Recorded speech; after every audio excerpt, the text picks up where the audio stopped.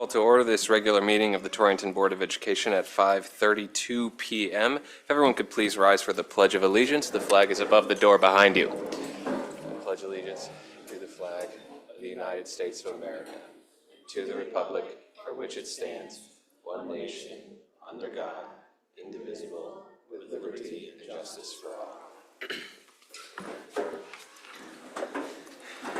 Thank you. And when you are ready, Ms. Conway, call the roll. Okay. Mr. Berger? Here. Ms. Conway, here. Mr. Corey? Here. Mr. Cronin? Here. Mr. Euclidito is excused. Mr. Kisco? Here. Mr. Knight? Mr. Kalesha? Here.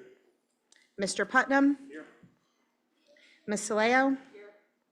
Mayor Spino or representative? Dr. Baker? Here. Ms. Ferguson? Here. Ms. Lobby? Here. Mr. Pergola? Here. Ms. Schulte? Here. Ms. Vians? Here. Oh, okay. And Mr. Wilson? Here. Thank you. We have next the approval of the agenda. I would just be seeking one amendment.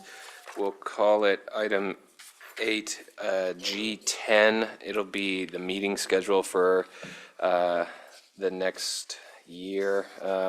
The one you have in front of you, it says 2025, but we mean 2026.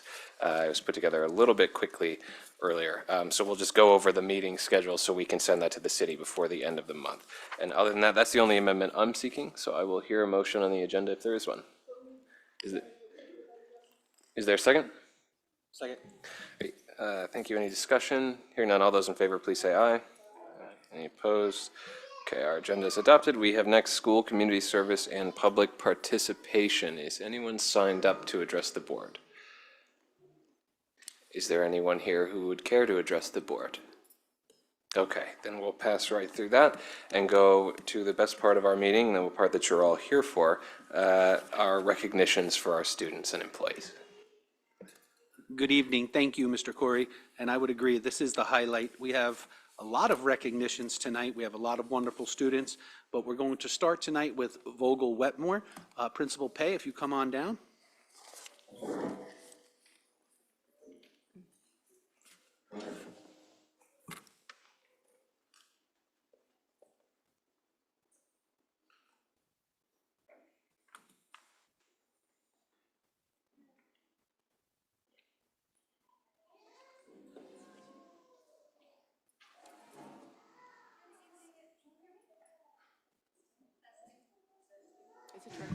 It says, oh, now you can hear me. Good evening, everyone. We are here to recognize Samantha, and her teacher, Miss Olette, is going to read a little something about her. Hello, everyone. Samantha is a second grade student at Vogel Wetmore School. We chose this student because she is consistently safe, responsible, and respectful.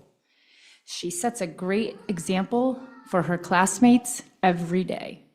She comes in every day with a smile on her face and is ready to learn as soon as you walk through that door. Samantha sets the examples, Samantha sets examples for a conscientious learner.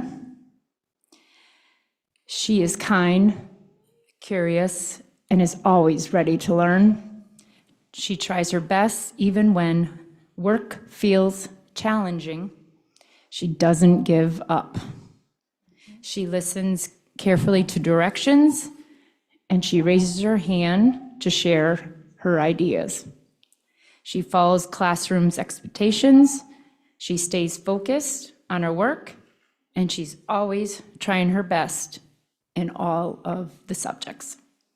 Samantha takes her pride in her work and will ask questions even when you're unsure. I am so glad I got to know and work with Samantha. Keep up the awesome work you do at Vogel Wetmore.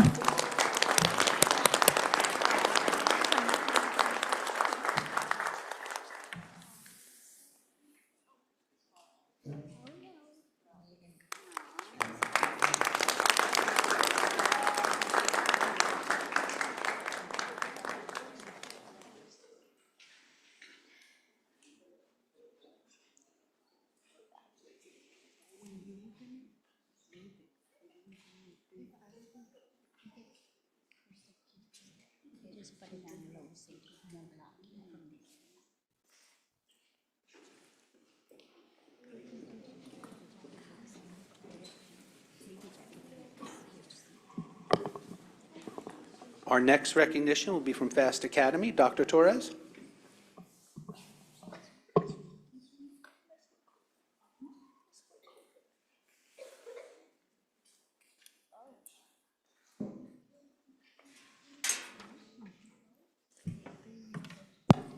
I have one student that just was pulling in, so hopefully they'll be arriving in a second. But tonight I'm proud to recognize 3 students, outstanding students at Fast Academy. Giovanni Rosato, who could not make it tonight, Caleb Sarmiento, I'm not sure if he's here, and Hayden Schatz should be walking in momentarily, for their exceptional leadership, commitment, and service to our school community. These students have gone above and beyond by dedicating many hours and spending time after school to help design and set up an area of the building that we're calling our Blue Lounge. It's a multi-purpose space that supports student wellness and positive school culture. They have worked tirelessly to build equipment, prepare the room for student use, and will be staying after again soon to help paint and further beautify the space at Fast Academy. This space plays an important role by promoting physical activity and well-being, while also serving a meaningful component of our PBIS system.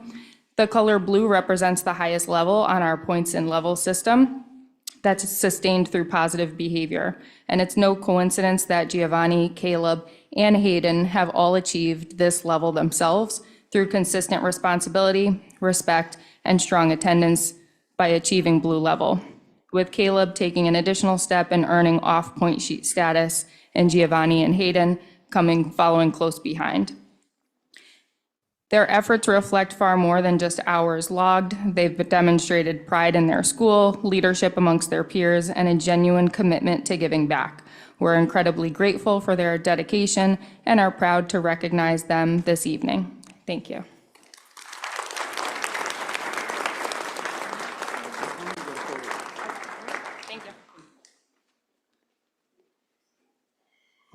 I shared that if they do come, since they're in the parking lot, we will give them their photo op if the board is okay with that. Principal Klein from the intermediate school.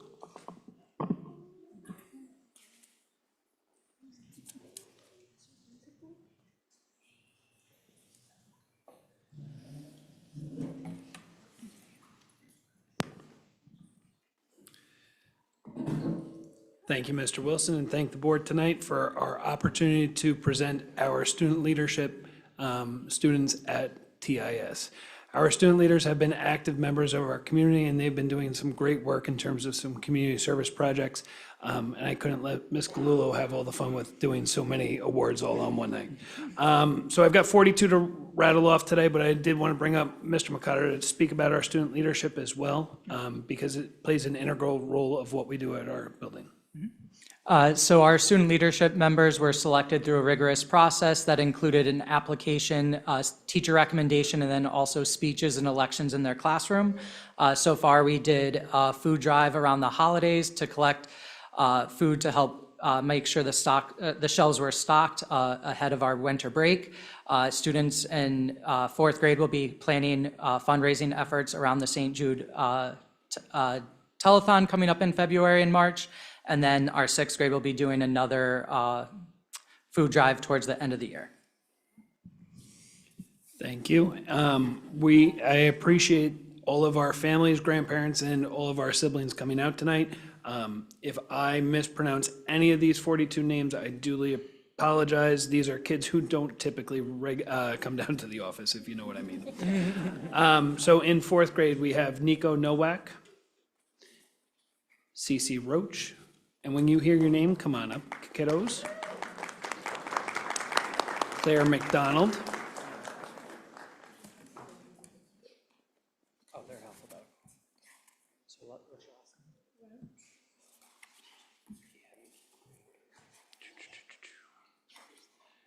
Why don't we give them the awards Later? later? Yeah. Why don't you go? Yeah. Have it for the picture. And we'll switch them later. Gail Ibanez. Maya Wee, Natalie Maldonado, Finn Russell, Cheyenne Halstead, Caleb Lowat, Sadie Kolaski, Journey Johnson, Ben Rosado, Gianna Murray, Isabel Remillard, Maddox Buckland. In fifth grade, we've got Jeremy Vasquez Vega, Mariana Bishop, Eleanor Williams, Adam Tran, Emma Oralina, Christian Stolfi, Anson Chen, Aubrey Muscarello, Lovely Sanchez, Angel Shi, Sophia Nanko, Miles Verbax, Julian Griss, Emily, and in sixth grade, we have Emily Putnam, Aliana Trueheart, Neo Ramadani, Gianna Johnson, Miguel Puerta, Gary Tolman, Dylan Schroeder, Kayla Cox, Issa Smith, Nora Kovacs, Ali Duman, Chloe Janelle, Eric Adams, Gavin Morrison, and Brianna Ramandani. Thank you, guys.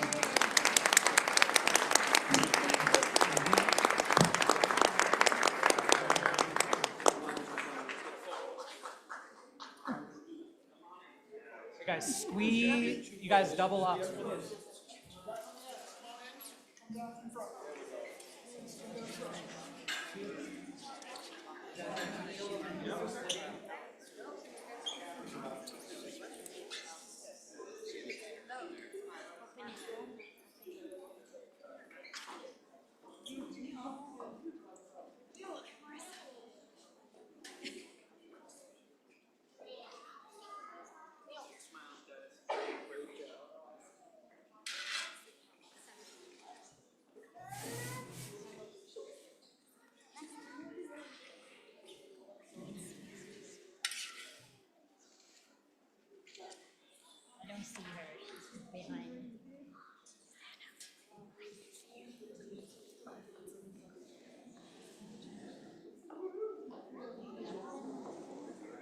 Great job, kiddos.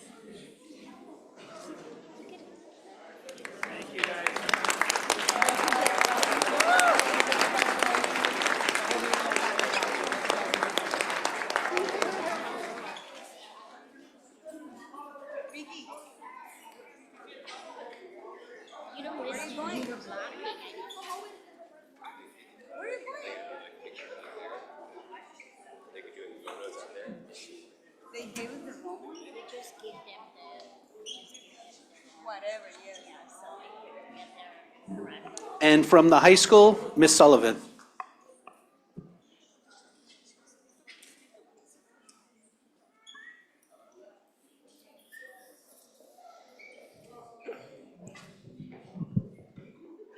Good evening, everyone.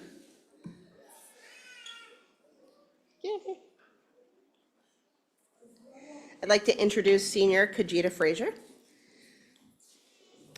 On paper, Senior Kajita Frazier looks like one of our many outstanding, high-achieving students, and she is an honors student taking multiple UConn courses, a reporter for the Raider Report, president of the senior class, and a dedicated volunteer with the Torrington Youth Services Bureau. However, Kajita stands out. She has not simply stepped into these roles, she has risen into them, earning each one through her own initiative, perseverance, and unwavering commitment to community. She embodies the THS motto, what you do, do well, and she makes Torrington High School a better place. Kajita came to the U.S. in 2014 and arrived in Torrington just as she was beginning middle school, navigating a new country, a new culture, and a new community. Instead of simply surviving these transitions, she chose to fully invest herself in this school and this town. Her involvement is not about resume building. She is an advocate who believes deeply in community and works tirelessly to build spaces where others feel seen, supported, and valued. This led her to found and lead our Black Student Union, empowering her classmates toward leadership and service. She also challenges herself academically, consistently choosing rigor over comfort. She never coasts, she steps forward, leans in, and rises to every challenge. Staff consistently describe Kajita as enthusiastic, welcoming, uplifting, and deeply receptive to feedback. She brings light, energy, and purpose into every space she enters.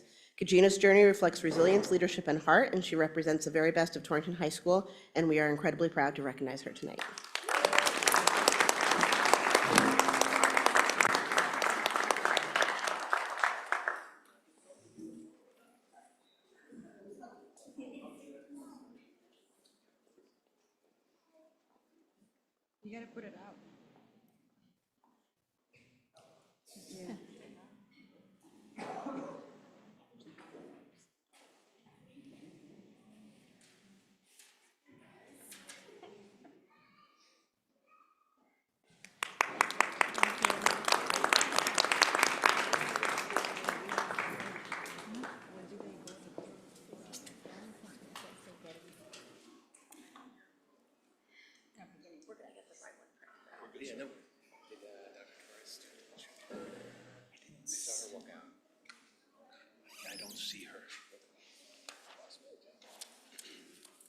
Okay, congratulations to everyone recognized.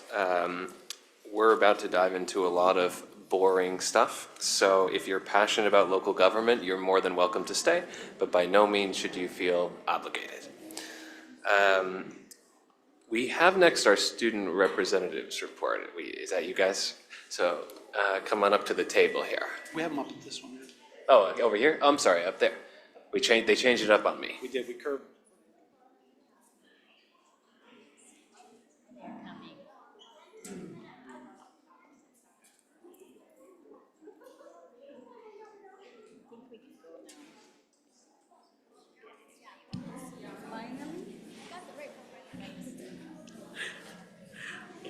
Okay. Whenever Good you're ready. evening, members of the Board of Education, administrators, staff, families, and community members. My name is Kajita Fraser. And my name is Cheyenne Chen. We're excited to share some highlights from Torrington High School.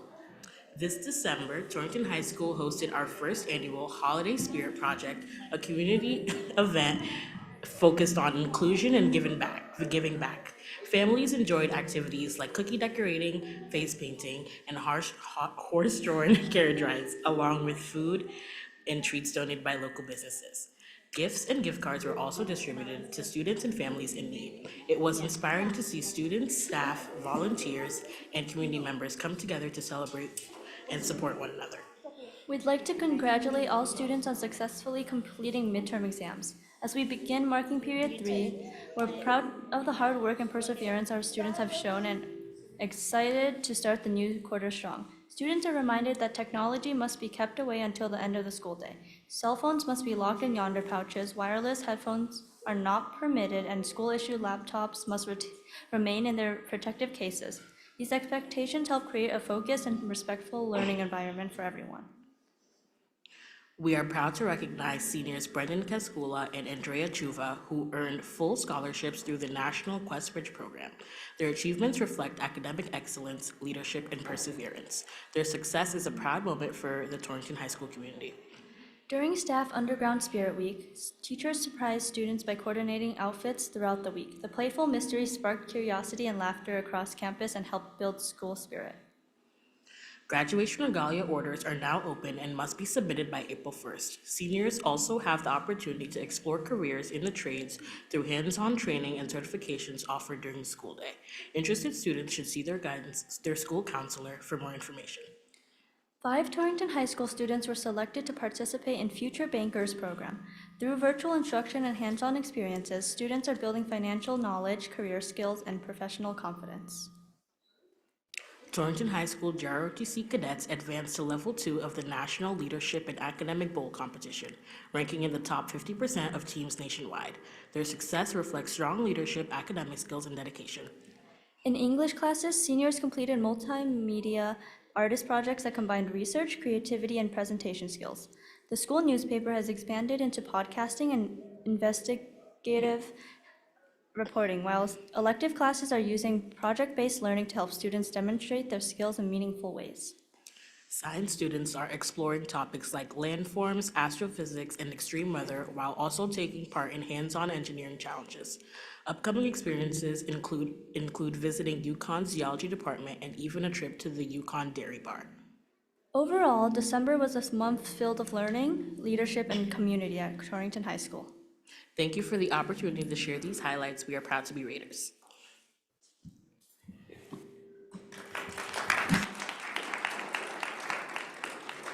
Thank you both.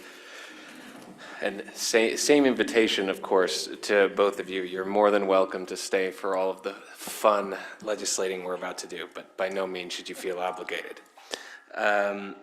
So we will next hear from the superintendent. Take it away, Mr. Wilson. Good evening. A couple of things to share with the board this evening.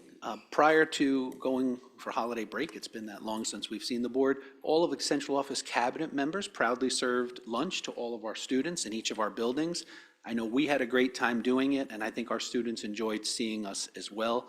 Rumor has it some central office members were able to give out cookies while others weren't. I don't know who fixed that, but Ms. Gagnon isn't here, so we could take that up with her.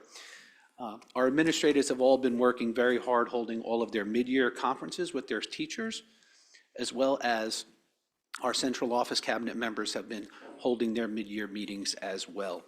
So we're continuing to work hard to make sure that our mid-year conferences are taking place.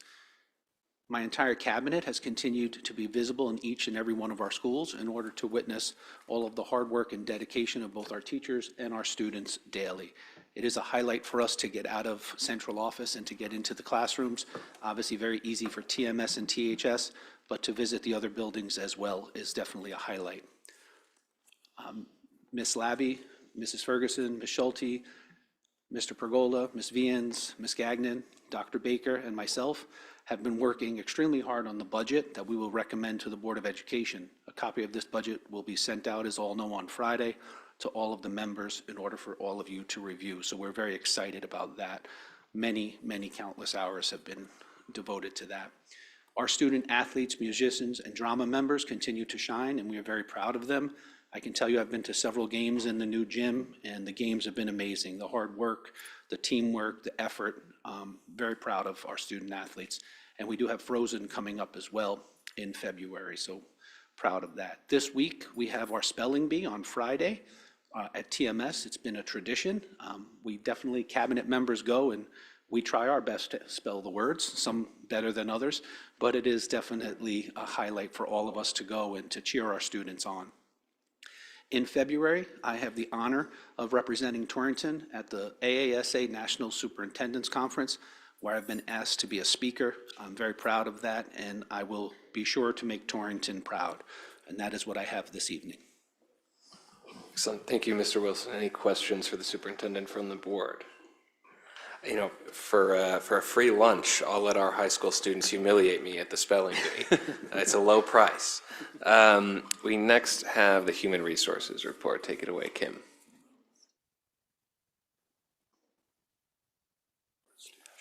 Oh, Dr. Torres, do you have a student to recognize for us? Take it away.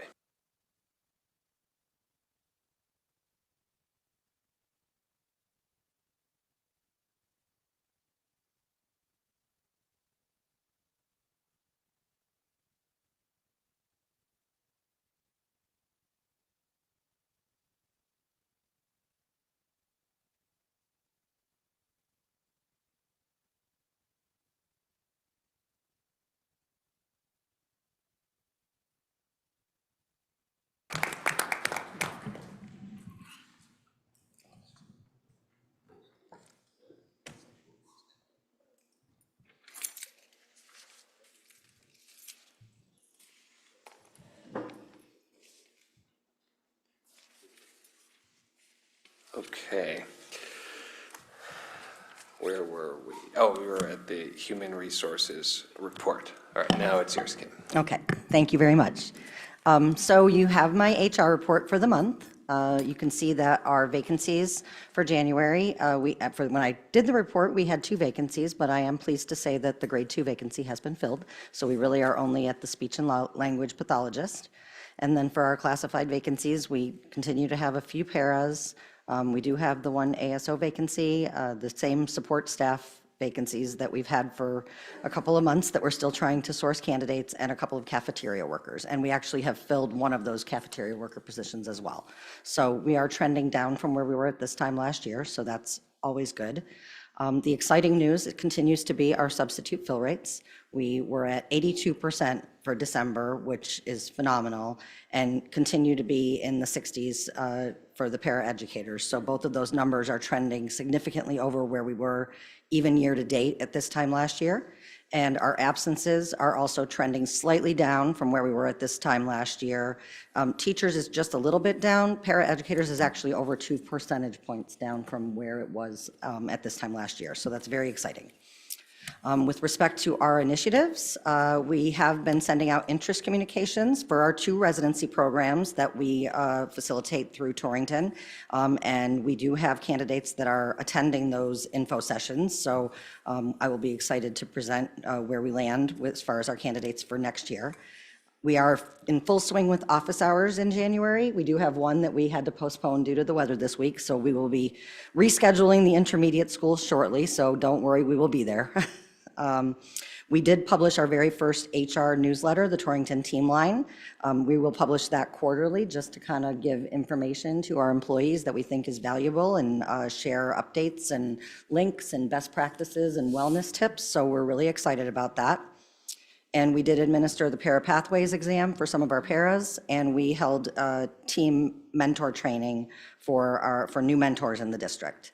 And then last but not least, we did distribute the attendance incentives for Q2. So we've been able to get all of that done this month. As far as wellness goes, we had the massage chairs in December, and I think those were very well received as always. And we are in the middle, halfway point of our online stress management webinar series that started on January 5th, and it's an 8-week series, so we have 4 weeks left of that. Are there any questions about page 1? Just really quick. Sure. So I know what everything else is. What are the 2 support staff positions that are open? Yes, one is an athletic trainer, and the other one is a technology position. Great, thank you. That's all I got. Any other questions? Okay. Okay. So on page 2, same as always, you have the comparative analysis of the substitutes in the district for ESS versus Torrington.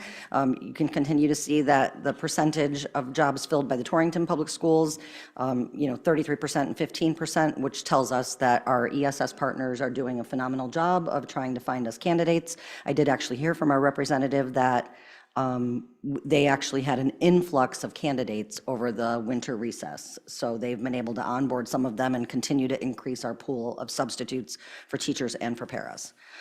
You do have the breakdown of the absence reasons, and you can see that the sick daily continues to be really what is driving our absence rates and our annual turnover. I will entertain any questions. I have a question. Sure. I'm wondering, what do we do to retain our subs? Because in talking with some of our former subs, we've lost several who have moved over to Oliver Wolcott Tech. So we have tried to maintain a competitive salary analysis. Like, we have really made sure that our rates are competitive with other people. We've also made sure with ESS that we have the training. I think the other piece is what we do with our retirement incentive. That certainly helps us maintain a large pool of substitutes. And really right now, our substitute fill rates are trending about 20% higher than most other districts. So what do you think the reason is that we lost several of these subs to across the street? Yeah, I don't know. If they were ESS, I could certainly, see if ESS has data on that, with exit interviews. But if they're not ESS, I don't know that we'd be able to determine what that reason is. This is the first time I've heard that that was an issue, but I can certainly look more into that. That'd be great, thank you. Okay. Now, ESS is an agency that places sort of all over, right? Like, lots of school Correct. districts have moved over to them. Do we know if the state technical school system also works with them? I'm not sure. At last I knew they didn't, but I know they have picked up a lot of other districts recently, so I don't know that for sure. So that's why I would have to look into that. Okay. If they didn't, I don't know that we'd be able to get that information, right? That's why I ask, because it's a Exactly. lot easier to figure it out. 'Cause sometimes it's just the person, they don't have to leave the agency and they just go to a school they Correct. like. Maybe they like subbing in the shops, but if they're not with the same agency, then it's. There are also many subs that work for multiple agencies. They work for ESS, they work for Kelly Services, so So even though they've signed up to work for one district with a different agency, they might be kind of working for both agencies. Okay, thank you. Any other questions? Okay, thank you very much. We next have, make sure we didn't change the order, the special education report. Take it away, Dr. Baker.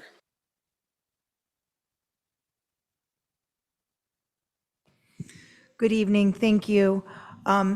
To review the report that we have in terms of our categories, we're remaining steadfast in a similar position as to where we've been. The total category in terms of all of our students was an increase of 12 students. Our in-district students served in K through 12 was up by 1 student. Our in-district prevalence rate does remain the same at this point in time. Our in-district pre-K is up by 5 new students. The in-district 18 to 22 transition program is still at 11 students. Our continued outplacement for our 18 to 22-year-old students remains at 3 students. And our currently outplaced by PPT K-12 is up by 1 student. Our agency placed by DCF has remained the same at 7. Our magnet parent choice and VOAG did go up by 1 student. And our 504 students did increase by 6 students. Anyone have any questions or remarks? Mr. Putnam. Would it be possible at some point to get a chart that shows a 3 or 4 year history so that you could, we all know that you get the K3 or the 3-year-old folks who come in just as they age into the program, but kind of so we can see as the year goes along, are we following the trend? Are we ahead of the trend, behind the trend? I know we're up to about 17.1%. Just trying to keep an eye on it, that's all, but it might be easier to see if we could see a little bit further back than just last month. Nope, absolutely we can. Those are trends that we do follow internally. And again, remembering that the in-district prevalence rate is only the identification rate and new students that come in that are within the district. Our overall prevalence rate does still remain the same at around 19 to 20%. That has remained pretty steady over the last couple of years, but I have no problem adding that in. Thank you. Thank you. Ms. Slay. What attendance requirements do we have for outplaced students, such that if a student is not attending for whatever reason, we look at other options? Yes, there's a multitude of things that we would do for students with attendance issues, just like students that are currently in district. We would be meeting with the out-of-district placement in order to support the family and trying to attempt to understand why they're actually not attending. In addition, if it was something specific to the site that they were in, we absolutely do go to PPT and work on individualized plans for them that will support them. So is there any data, and I don't expect this to be on the table now, for students who have chronically missed school at an outplacement setting, along with transportation, to look into other options to save the district money? Sorry if I wasn't clear on that one. No, that's okay. It's not kept as a collective aggregate data point. It's kept on an individualized component. So if there's a student who's expressly having difficulty in their site, that's done through the PPT process. Thank you. Thank you. I just have one, sorry, was there one more hand down there? Yes. Oh, yes, Mr. Knight, go ahead. Yes, I'm wondering if you can tell me what you attribute the 6-student increase in 504 plans is. Typically around this time of year, we'll see students who have been involved in Tier 2 and Tier 3 intervention process. Those processes last anywhere from 6 to 8 weeks at a time. Once students have gone through the Tier 2 and the Tier 3 process, it's typical that we will have students that will rise up to going to PPT. And at that point, they go through the full identification process to see if they qualify. The students that increase in the 504 are again based on their actual accommodations for their 504 plan. There's a multitude of areas that they could come in through. That could be medical diagnoses, could be things that are brought in from the inside out, or it could just be a team diagnoses that we see that now that we see that they have a primary disability, that we attempt to accommodate them.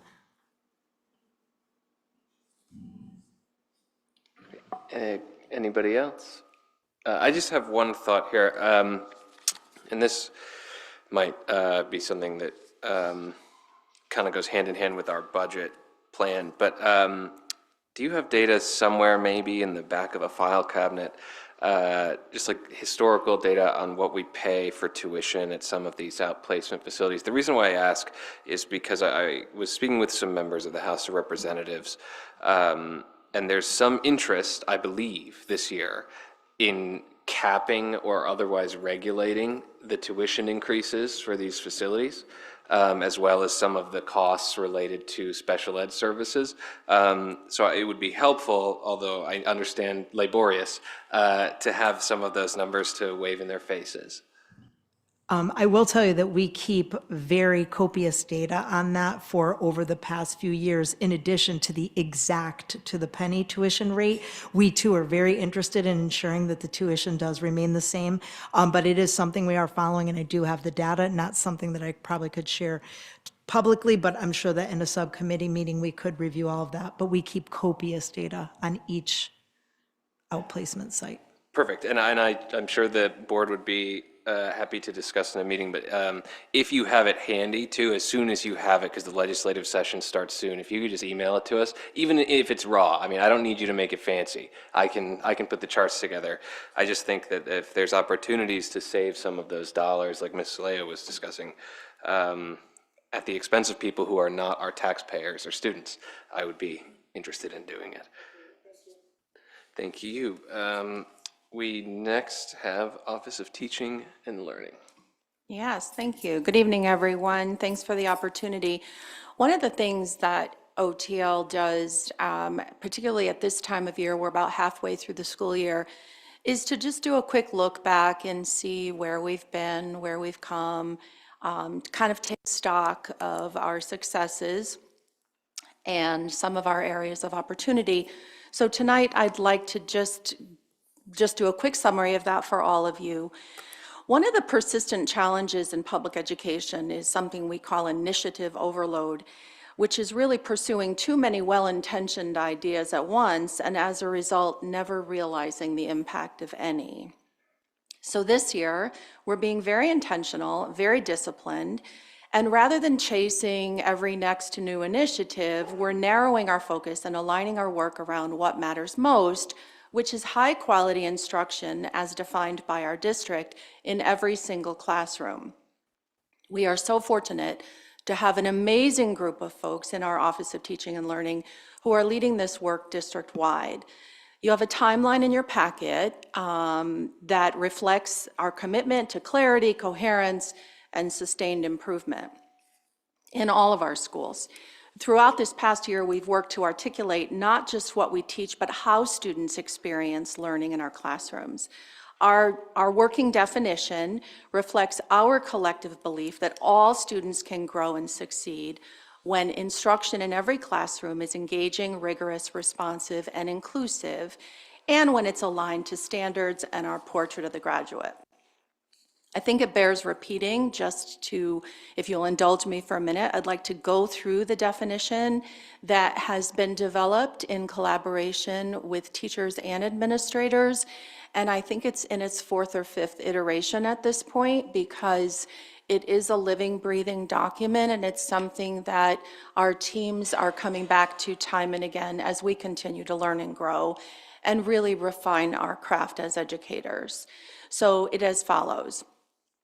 Torrington Public Schools is dedicated to creating and facilitating learning experiences that actively engage all students in deep, standards-aligned tasks that foster critical thinking, problem-solving, and collaboration. We believe every student can grow and succeed by building on their prior knowledge and strength. Instruction is intentionally designed to offer multiple entry points, real-world connections, and meaningful opportunities for student discourse and productive struggle. By continuously analyzing student thinking and progress, educators provide timely adjustments and supports that uphold high expectations while meeting each learner's unique needs. Within a safe and supportive environment that encourages risk-taking and collaboration, students are empowered to develop academically, socially, and personally. This inclusive approach ensures that instruction is rigorous, responsive, and deeply aligned with the attributes outlined in our portrait of the of the graduate, excuse me. And I just really want to emphasize this definition, I thank you for listening, has been something that has been wordsmithed over and over. Groups of teachers and administrators have sat beginning in June, July, and on a monthly basis, sitting back and looking at it again because it's been so core and so central to the work that has been undertaken.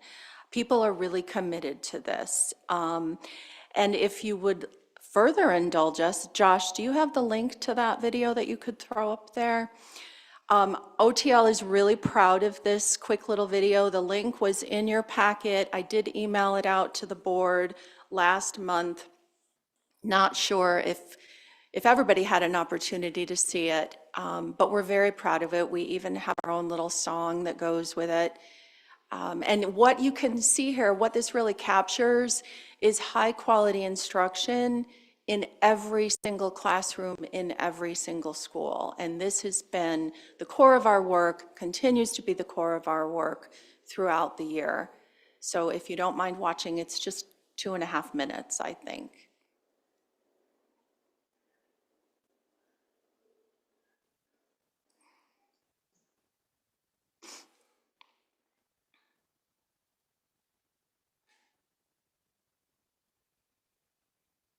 Is the audio not coming up?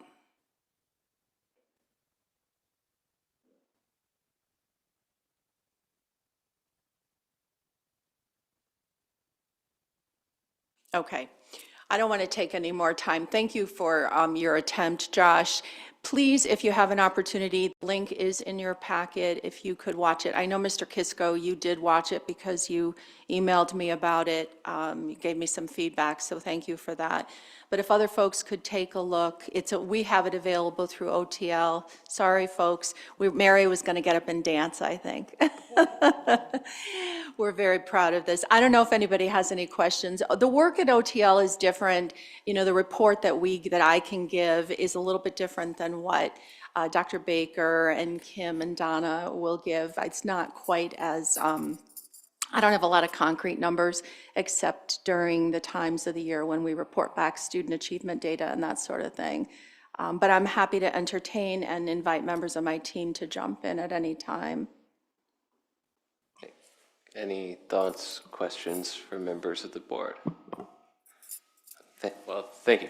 The data is less material than the holistic work that you are doing, and I think our results show that it is effective, even if you don't have nice charts. Yeah, well, you got one nice chart. That's true, and you sometimes have them, but the important thing is that the work is happening and that the students are learning. So thank you for all that you do. I always misplace my agenda up here. Okay. We have listed next the food service report. Ms. Gagnon's not here. Is someone planning to give it, or should we pass over it? Okay, we will pass over it. Save your burning questions for next time. The liaison reports, I saw them come across the wire. I see them in the packet. If anyone who gives a liaison report to the board wants to add to it, now is your opportunity. Okay, thank you all for sending those along. We next have the monthly financials. Donna, do you want to tell us a little bit about those? Certainly. Good evening, everybody. In your packet, you had received the monthly financials up until the end of December, and we were able to go over them at the budget meeting and went through some of the line items that looked a little off, but everything is in good shape. We are at a good point, as Assistant Superintendent Ferguson said. We're over the halfway mark, and our budget is right in line with that. Spending is in good guidance also at each of the sites. So I didn't know if anybody had any questions. Questions from the board? I'm just looking at the cover sheet, but it might be the best looking monthly financial sheet I've seen in years. I don't see anything that I'm worried about. That's good news. So thank you all for your work, and everybody at the sites as well. Our I pleasure. hope our next budget looks like this, although we'll see. Last call for questions on the monthly financials. If not, I will hear a motion to approve those monthly financials. Is there a second? Seconded by Ms. Soleo. Any discussion? Hearing none, all those in favor, please say aye. Any opposed? Those are approved. Committee reports, Mr. Kisco, tell us about the School Improvement Committee. School Improvement Committee met at the beginning of the month and heard course proposals, and they are in the agenda later. We'll hear more about those. We set a timeline, or at least started to get a timeline going on the Distinguished Alumnus Award for the year. And we had a very interesting discussion of artificial intelligence. And fortunately, a couple of the people who were there for course proposals were able to be very informative about AI and what's going on now. And as you saw in the board goals, as set out again later in the agenda, we will be probably looking at AI in some way or other over the next few months. Next week's School Improvement Committee meeting focuses on the middle school, and more about that next month. Thank you. Thank you. Any questions for Mr. Kisco related to his committee's work? Hearing none, we next have policy. Absent Gary, who wants to tell us about policy? Anyone? We didn't have a huge agenda. We did start a preliminary discussion on the computer use in classrooms. Much more information to come, much more work to be done on it, much more discussion. But it was a good, healthy discussion, I thought, with some teacher involvement too, which was nice. Great. Thank you. I'm sure plenty more to come on that. I can't wait to argue with people about AI. We next have Facilities and Technology, Mr. Berger. Oh, no, we moved that committee's chairmanship, excuse me. Yeah, if you were there, let's do that. Sure. We went over the capital plan that's going to be presented to, I guess, this board here tonight for next year. We talked about some of the projects outstanding in Mr. Pergola's department, just through the technology and things like that Rachel provided some updates, got updates on some of the items they had purchased. Really a pretty standard Facilities and Technologies Committee meeting. Great. And just because it's not elsewhere on the agenda, this may be the most appropriate time to briefly discuss the snow plowing contract. You all received an email notice from me, and I got some questions from all of you. So I'm a firm believer that it's always better to have these discussions in the open. So, Mr. Wilson, if you want to just share briefly for anybody who isn't fully up to speed, and then see if we can have a brief discussion. Absolutely, and I can have Mr. Pergola check in at any point. Our current snowplow contractor has decided to rescind on his end of the contract and part ways with Torrington Public Schools. Mr. Pergola did his best to contact him and to try to set up several meetings and have communication with him. And he is pretty adamant that he is done with Torrington Public Schools as of this Friday afternoon. I think there are a lot of factors that go into it, and I know Mr. Pergola has been keeping very accurate track of them. We've obviously contacted legal to understand our liability in all of this in terms of contract language, in terms of if it is allowable to break contract, and it is working with legal right now. But Mr. Pergola has been working nonstop in light of this occurrence to get people to cover in the event that there was another snow event. And unfortunately, Mother Nature does not seem to like us very much this year. I don't think she likes anyone. However, we are working very hard to make sure that all of our schools will be covered in the event we have another snow event.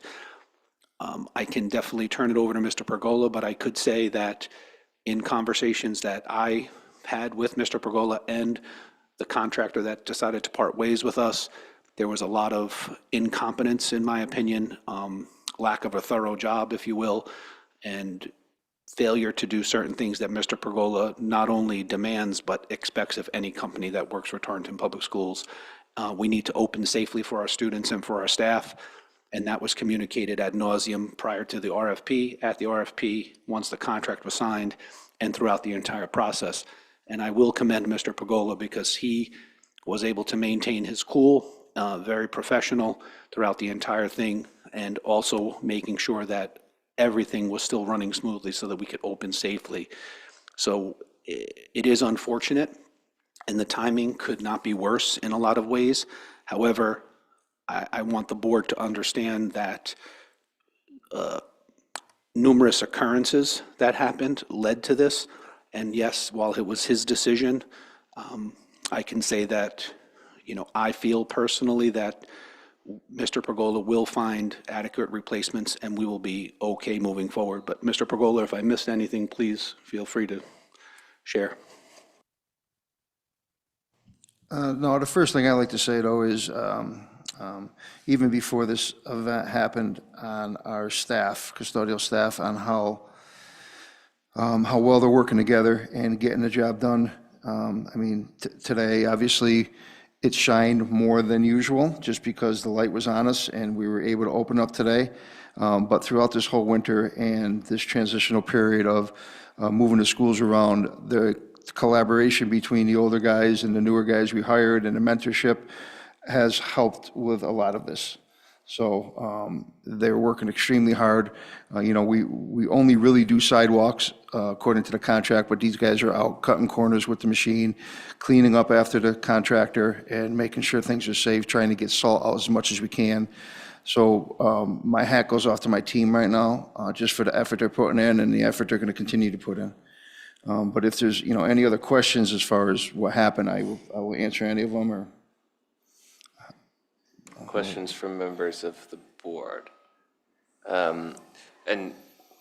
Like we talked about, I mean, you guys are working to find some coverage, and I know there was some discussion about reaching out to our partners in City Hall and seeing if there's a way we can work with them on things like salt. I think there's maybe the silver lining is some of that opportunity for a partnership on some of this stuff.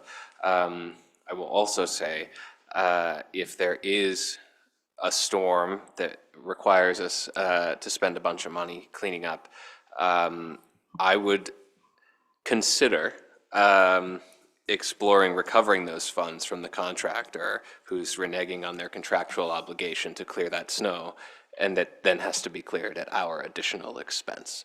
So that's just my humble opinion on that matter. But if you breach a contract and then refuse to provide the services that you're obligated to provide, we have to pay for that. And I don't think that we should be the final payer on that. Glenn, were you going to add something? Yeah, I'll add something to that. If we could track that, what do we carry in the snow removal line item? Do we carry last year's budgeted number over into this year? I believe so. You don't think so? I believe so, I'm sorry. Oh, you believe so? All About right. 120. So we have a little bit of, okay. So if we could just track, what our overages or unders are with what these individual contractors are going to carry.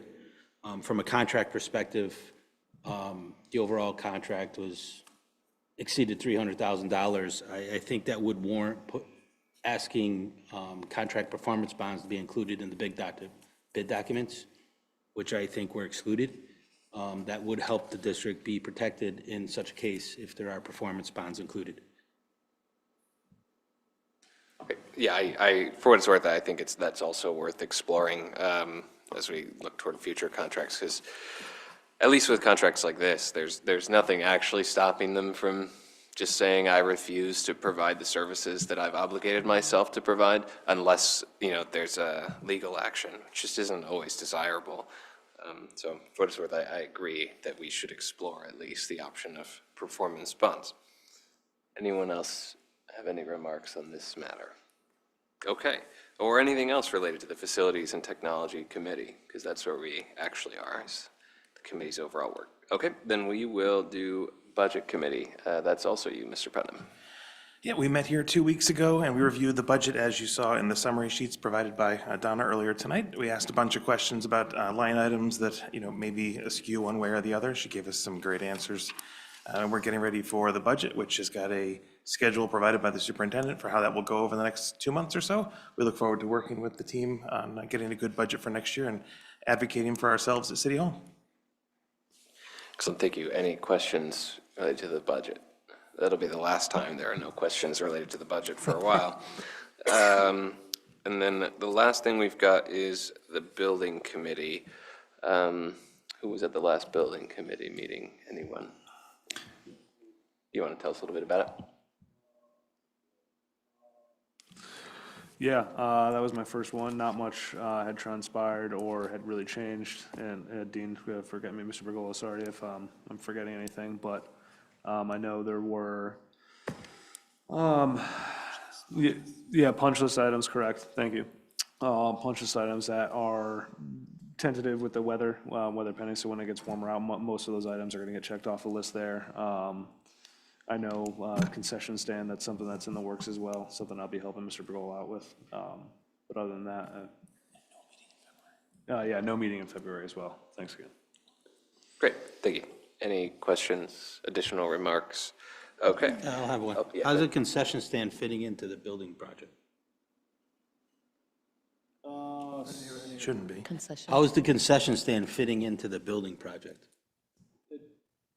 I believe it was removed from the project because it would have been over budget. Is that adequate, or? It was my understanding that that would have to be done after the final certificate of occupancy for the fields was given, because that money's not under the project. It would be coming from the city, they're turning it back over from this Eversource credit. So I believe that happens outside of the project once we have all of that turned over. So the building committee will turn the whole project back over. And then at that point, some other committee, I assume, would handle the concession stand. That's right, it's the Eversource rebate money. And this was some years ago, there was a minor dispute over who would take custody of those funds and what they would be used for. And the resolution was the city would receive them, but would spend them on things for the school, which I thought was a fair and reasonable compromise, even if it wasn't necessarily the result I actually wanted. And the sewer connection fee, we shouldn't forget about the sewer connection. I don't want to talk about that anymore. I'm still mad about the sewer connection fee. So with that said, we have all the plans and specs for this concession stand building. Should we start preparing an RFP for it at some point? Start putting that together now, so when the school project's closed, we can release it? It's gonna have to be an RFP for that, right? Yeah, I think in conversations with the two co-chairs of the building committee, I think the understanding is that they're going to create another subcommittee because it is still money from city dollars. And then obviously, Mr. Pergola would be involved in that process, obviously, as will the Board of Education. But it is my understanding, in speaking with them and Mr. Pergola, that was the plan for that $900,000 or so from the Eversource rebate. Who's creating a subcommittee? I believe this, as I said, this was from the building committee co-chairs. But I think there will be input from the Board of Education since it is on property after the fact. But I think because the dollars came from a rebate from the new building, I think the understanding is that there will be another subcommittee that gets springboarded off of that. Well, let's look into whether that even falls under the auspices of the current building committee.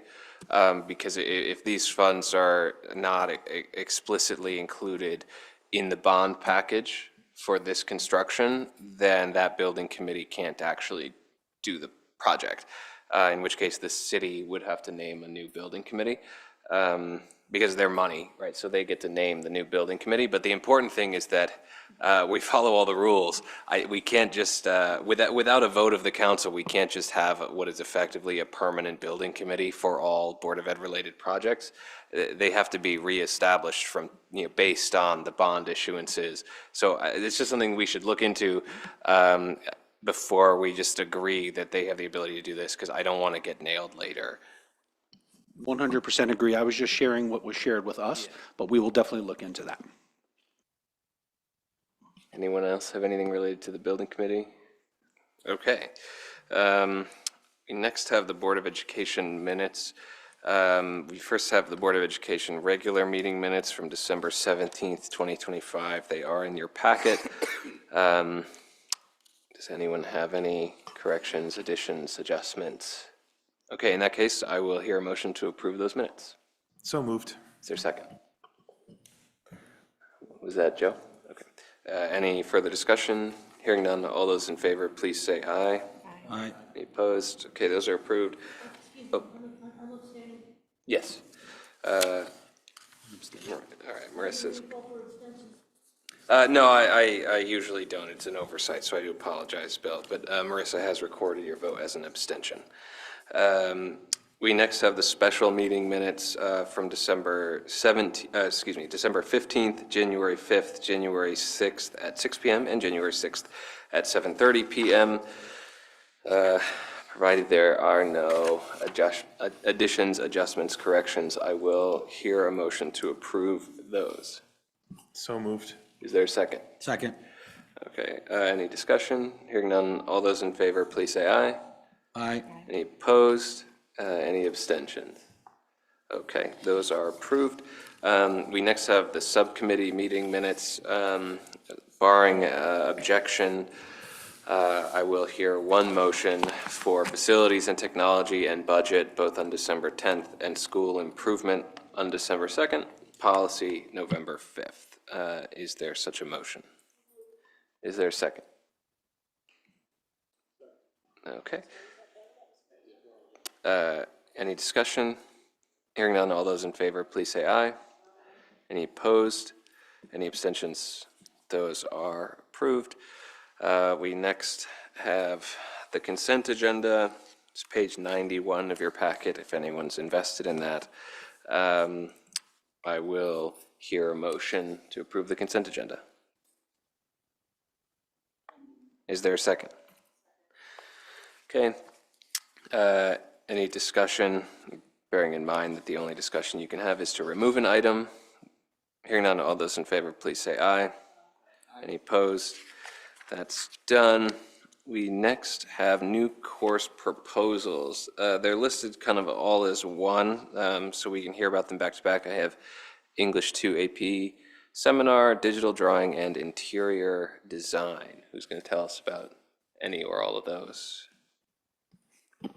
These courses were all presented at School Improvement. We had the teachers present to advocate for them. I think the School Improvement Committee was in full support of moving them forward. None of them have any sort of budgetary impact. And the thought is, the belief, the firm belief is that they are going to help us strengthen and advance our pathways. Excellent, thank you. Any questions, thoughts? Okay, I will hear a motion. Again, they're listed as one item effectively, so I will hear a motion without objection to approve all three new courses presented. Okay, any further discussion? Hearing none, all those in favor, please say aye. Aye. Any opposed? Any abstentions? Those courses are approved. We next have the appointment of Stephanie Redmond as a new member of the Agricultural Education Advisory Committee. This letter was written to you. If you want to tell us a little bit about it, Mr. Wilson. I can. We've had a long-standing member that had decided it was time to retire and enjoy some retirement time, but Ms. Redmond had stepped up and made it known that she would like to be named as the Agricultural Education Advisory Committee. And as such, it has to first get recommended by our board, and then I could draft a letter back letting them know that the board is in support of that. Excellent. Any thoughts, comments, questions? I would hear a motion. Can I just ask a question? What exactly is that? That's a great question. It is We're for, appointing somebody, I have no idea what it does. it is for the students who attend the ag program, and because there are students from Torrington that do attend it, we have to have representation on the board. I would assume, and this is just an assumption, I don't want to misspeak, but very similar to how we have representation on the Ed Advance Board where Mr. Kisco serves. This would be just so we have our voice at the table as well. It's a great question. Okay. So what yours, now, does her appointment need to be recommended by the board, or is the appointment recommended by you and we're just authorizing you to do so? What are you seeking? Correct. I would recommend that the board inform or instruct me to support the appointment of Stephanie Redmond as that new member. And I would gratefully write the letter with your support. Okay. Any additional discussion? If not, I would hear a motion authorizing the superintendent to move forward with the appointment of Stephanie Redmond as a member of the Agricultural Education Advisory Committee at Lakeview High School. Is there such a motion? So moved. Is there a second? Second from anyone. Thank you. Any further discussion? Hearing none, all those in favor, please say aye. Aye. Any opposed? Any abstentions? The motion carries. Okay, we have the board committee assignments. These all went out to you via your emails. Our bylaws do necessitate that the board review and approve them. They are listed plainly before you. Was there one thing you had wanted to adjust? Yeah, the building committee liaisons, I think Mr. Kisco currently resides on that committee, so I don't see any reason why we could remove him. So it'd be, and I would also like to add Mr. Putnam on there if he'd be willing to also attend, so you have an official seat at the table, putting 4 of them on that committee. Because we did lose a lot of actual board representation over the years with people resigning and moving on. So I think currently it's only Mr. Euclid and Mr. Kisco prior to these assignments that were part of the board committee that are from us. So I don't know how anybody else feels about that. Yeah, as long as both gentlemen would accept that. I'm there anyways, so it's fine. Same, are you John? all right I'll with that? accept that, sure. Great, all right, John nodded. As long as there's no other discussion, I would hear a motion to approve these with that friendly amendment to the building committee liaisons, adding Mr. Kisco and Mr. Putnam. I had a question on the liaison. There is a motion. Is there a second? There needs to either be a second or the motion needs to. Sure, second. Okay. Now discussion, Ms. Soleo. You had said I could bring this up now, I believe is the right time. I would like to request that I be moved from where I was appointed to an elementary school liaison to the high school, because that is my expertise, if that's possible. I guess if we want to have this discussion here, I will say that the appointment was made with an eye toward the fact that you were previously employed by the district. And so we made an effort, like we would with anybody, to not mingle those two things, former employment and now their board responsibilities. So that is the justification. There is a motion on the table, which means if you would care to make a motion to amend these committee assignments, that is your prerogative. The email I received from you states there will be an opportunity for discussion and a vote at the next regular Board of Education meeting, which is what I waited for tonight. That is correct, and we Thank are you. discussing, and Okay. we will soon vote. But again, if you would care to make an amendment to the motion on the table, now would be the time. Okay, I'd like to make that motion for an amendment. Okay, is there a second? Seconded by Mr. Kisco. So we are now on an amendment to the motion. Will your amendment include a new person for Southwest School, or does your amendment only amend the list to put you at Torrington High? That's a question to you, Ms. Leo. Does your amendment make a new appointment to Southwest School, or does it only appoint you to Torrington High School? I need to know what you actually wanted to say. It would make someone else would need to be assigned to Southwest School. Okay, so your amendment leaves it blank. Thank you. So that is the amendment now on the table. Is there discussion on the motion? Hearing none. I would think, Mr. Chairperson, we would want to come up with, if we're going to make a motion, we probably should have a full motion so we don't have to do it twice. That is unfortunately not how it works. Once the motion's made and seconded, which it was, you then make a motion which is seconded to amend it. So first, we will discuss and then vote on the amendment, and then we will discuss and vote on the final question. There can be further amendments if you wanted to stack more of them on top. That's your prerogative. I'll be here all day.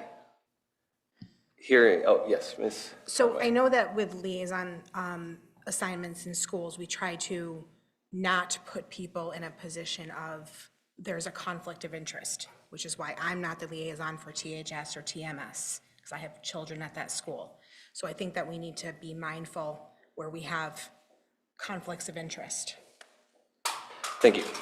Any further discussion on the question before us? Ms. I Saleo. could bring out several conflicts of interest on these assignments, but I'm not going to. I've worked at several schools in the district, and I have family members at several schools of the district, in the district.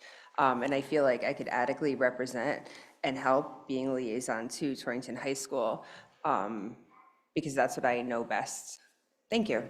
Thank you. Any further discussion on the question before us? Hearing no further discussion, we will vote. And to be clear to all of you, you are voting in favor or against the amendment on the table. So all those in favor of the amendment, please say aye. Okay, that was Jeff, John. Yeah, if you could show your hands just so Ms. Conway can count. The amendment is simply that it strikes Elena Saleo from Southwest School, leaves it blank, and appends Elena Saleo to Torrington High School. That is my understanding of the amendment.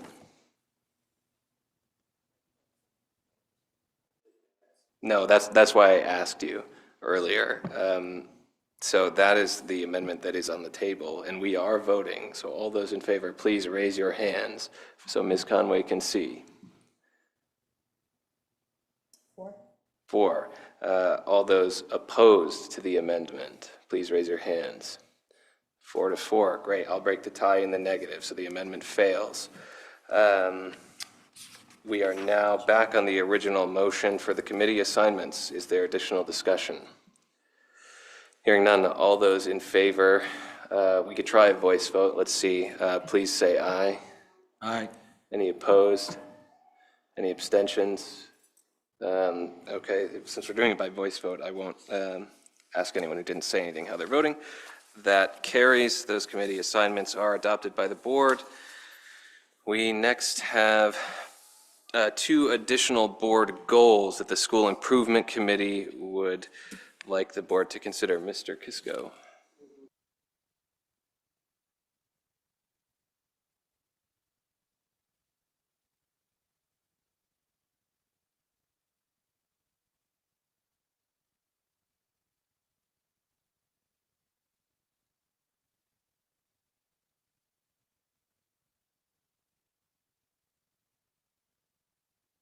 Please ask.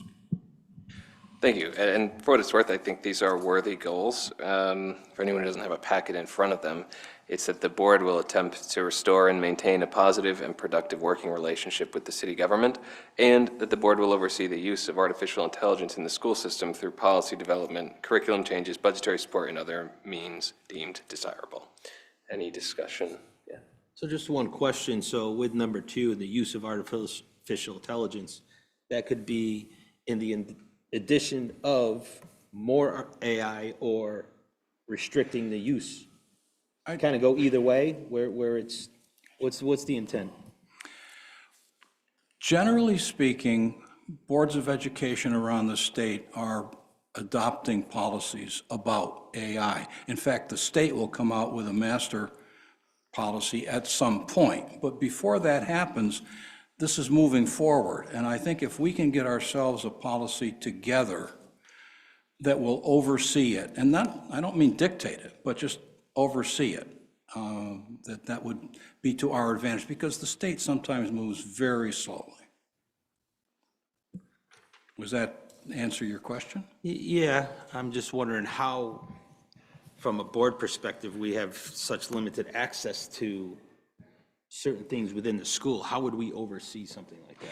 Well, the school improvement committee meeting discussion, for instance, Ms. Sullivan was there and Principal Scott explained what's happening in the high school with AI. And it would be up to, I suppose, board leadership to decide about the mechanism of achieving this goal. But I think one way to do it would be to establish an ad hoc committee, a small committee, not one of these dog and pony show committees, but a small committee that would look at what's going on now and make recommendations to the whole board. We could also hand it over to either school improvement or to the policy committee, but I think that probably they have their own work that they should be doing, and I think probably the artificial intelligence should be handled I think we need to gather our own intelligence before we pass anything on to precisely. either one. Yes, yes, yes. Understood. I like the idea. I mean, it can get out of control. It could actually, I think, hurt the district if it's used haphazardly. I think it definitely has its advantages to help people, but it can be used in a negative way as far as even teaching and learning. Like anything else, can be a tool or a weapon. Yeah, I like it. Well, Jeff had a question. I'm sorry. Mr. Berger, I would suggest the video for the school improvement committee meeting would probably be very useful. It was a great conversation. Ms. Conway was there as well. We talked about a lot of the different pieces and concerns about it. It would probably interest you. Excellent. Well, I certainly am looking forward to presenting a rigorous condemnation of language learning models to all of you at the appropriate time. But in the meantime, I will hear a motion to approve these two new board goals. Is there a second? Okay, any further discussion? Hearing none, all those in favor, please say aye. Any opposed? Those are adopted as board goals.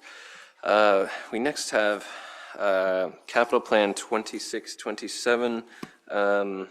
We have both technology and traditional capital improvements. If you guys want to tell us a little bit about that. Certainly. I think Mr. Putnam did a great job earlier. Both the facilities and the technology directors spoke at the subcommittee meeting and presented the capital plan for the 26-27 school year and going out multiple years after that with priorities laid in place that had input from subcommittee members. We feel comfortable with this capital plan. It is our hope that the capital plan will be funded so that we could do these necessary projects. So the capital plan in front of you was presented and talked about and discussed at both of those subcommittee meetings, and we feel pretty confident, and I certainly don't want to speak for Mr. Pergola or Ms. Vians, who is on the line, who could answer any specifics about it, but that's the overall outline of that capital plan that's in front of the board this evening. If I may, so the second page of it, right, the 313 capital reserve, that is the capital reserve. That's money left from previous projects, et cetera. So this would not be a new appropriation if it were to be approved by the city. That is correct. Thank you. Any other questions? Now, I want to raise this. I know there's continuing discussion around the middle school roof. So we're just voting on this essentially to be sent by the district to the mayor. So there's still room if they were looking to negotiate over the use of this capital reserve fund. There's still certainly room to do that and bring its allocation before the board to reconsider if we needed to. Is that right? 100% for the 313 fund. Okay, just as part of the new board goal that we just adopted, this will be the topic of discussion at the joint meeting, and I want to make sure that we're staying as flexible as we can to do our part to get this done. Any other questions? If not, I will hear a motion to approve the 26-27 capital plan and to authorize the administration to transmit it to the city. So moved. Okay, one of you wants to second, maybe? Second. Perfect. Any additional discussion? Hearing none, all those in favor, please say aye. Any opposed? That is approved. Oh, those are technically two separate items, my mistake. we approved them as one, I suppose. We next have the budget development, oh, I'm a little too close to this. Next have the budget development process and calendar for fiscal year 26, 27. Is that in here? I don't see it. It may have missed being in the packet. I don't see it. I just wanted to update you. It was just changing one date from, I think it was March 25th, and we changed it to March 18th. So that was the calendar. The 313 reserve is, as you noted, the carryover money that has been assigned accordingly. The actual capital plan was presented at the facilities meeting, and it was in the facilities packet. What you have before you is the capital plan for technology, but the actual capital plan that was presented at the facilities was sent out with the facilities packet is not in front of you. But I do believe we need to approve it in order to send it off to the city prior to the end of the month. Yes, and the motion that the board just voted on it's sort of encompassing. It approves the capital plan as presented. So you guys are good there. Okay, any questions on the budget calendar update that was just shared? I thought I heard something from you, Jeff, no?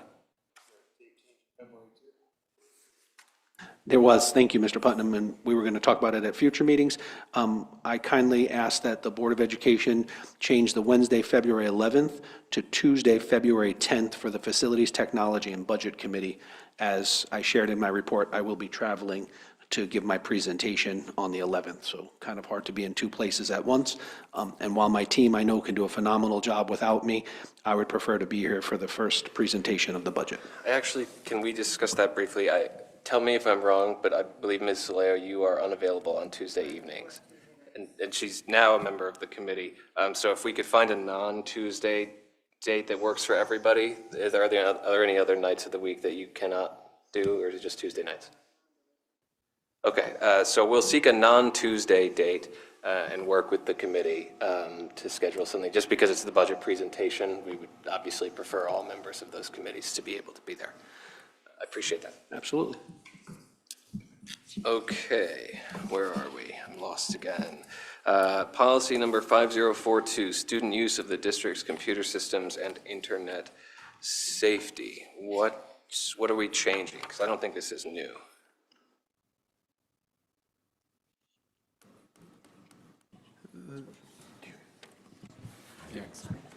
Oh, okay.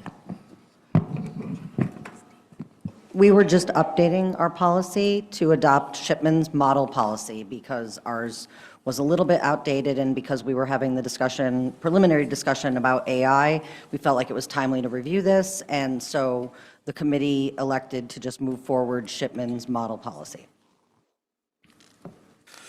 Excellent. Any questions on the policy as presented? I will hear a motion to approve the same, if there is one. Anyone? Anyone want to be from the policy committee? Mr. Putnam, is there a second? Okay. Any further discussion on this policy? Hearing none, all those in favor, please say aye. Any opposed? Abstentions? The policy is adopted. We next have a possible executive session regarding the retirement incentive memorandums of understanding for the. Mr. Chairperson, the agenda was amended? Yes, and it was G10. Oh, We sorry. are on G9. So I thought it was G8, I think somebody asked for it just before. Oh, no, it goes 8G and then another number because we subdivide this thing incessantly. TPSAA, TEA, Local 1579, and Local 157. Is there a motion to enter into executive session? Is there a second? Second. Okay, and we'll just need to invite in Mr. Wilson and Ms. Schulte. All those in favor? Aye. Any opposed? We are in executive session at 6:56.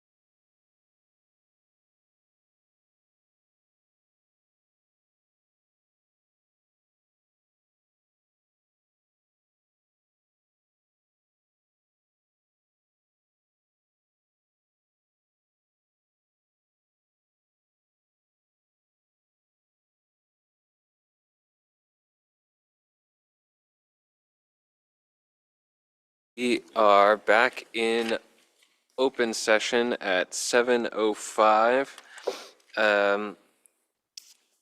Oh, this actually doesn't say possible action. No, it just says possible. Oh, yeah, I suppose it does. Information and action. Okay, good enough for me.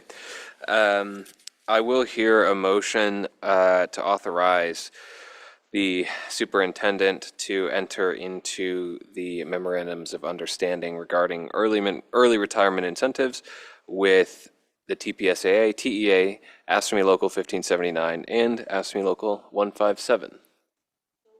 Is there a second? Any discussion? Oh, hearing none, all those in favor, please say aye. Any opposed? Any abstentions? Okay, so those are good to go. And then the last item we added is the meeting schedule for 2026, 2027. That was passed out. I was right, there was something funny with the original version, but we fixed it. We gave you last year's by mistake. Now you have the right one in front of you. It does follow the same pattern. With committees meeting on the same nights and 6:30 or immediately following. We moved meeting start times to 6 p.m. There were a few members of the board who reached out to me indicating that the 5:30 times were becoming increasingly difficult. So just in the interest of making sure that the meeting is accessible to all of our board members, I'm proposing that we move it to 6 o'clock, but this is all open to discussion, revision, etc. if people have thoughts. If not, oh yeah, go ahead. I'm all for moving meetings. I wasn't actively listening to what you were saying, to be honest. So it is changed to 6 o'clock. Yes, everything is 6 o'clock or Okay. later.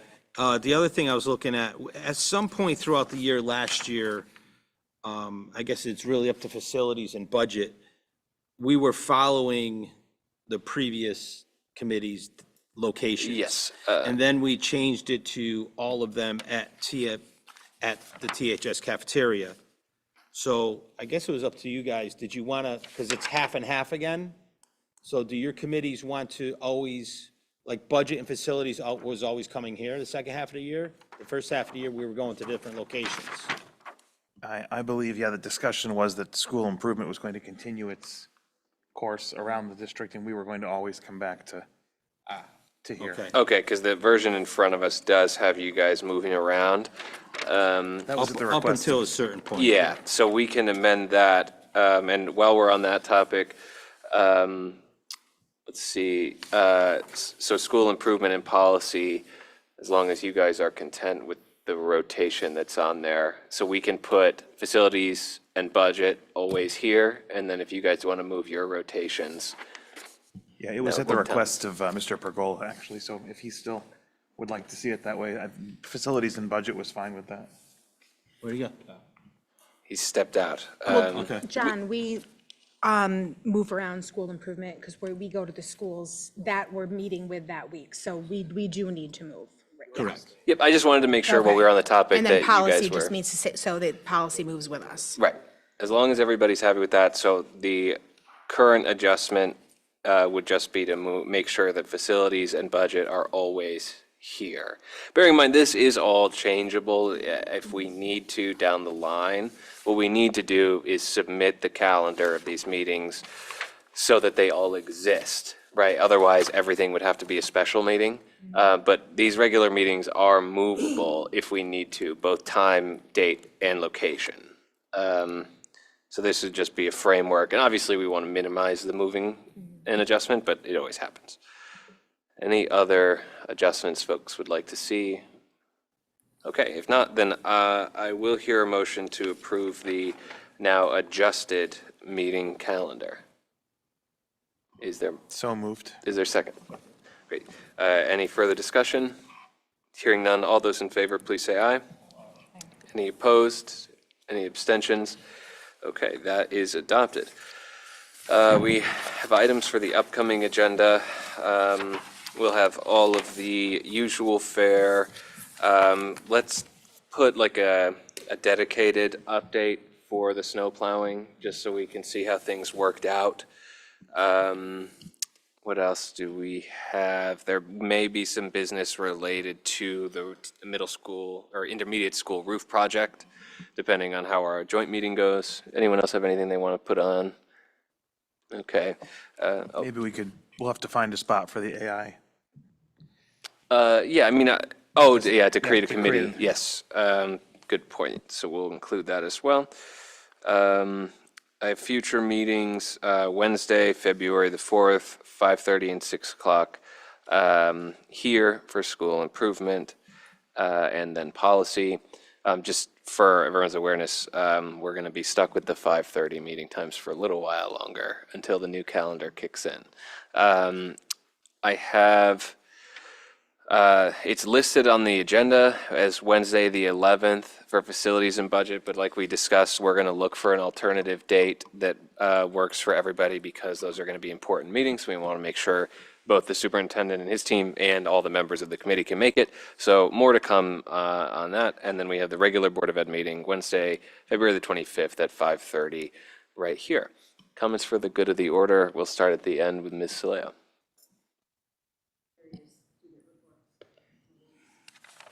Thank you. Who's next to you? Mr. Knight? Nothing. Mr. Kisco? To congratulate the ethics team from Torrington High School, which came in ahead of a couple of private schools and a Gold Coast school in this weekend, Saturday, I believe. So congrats. Mr. Putnam? I forgot to add one thing to the building committee.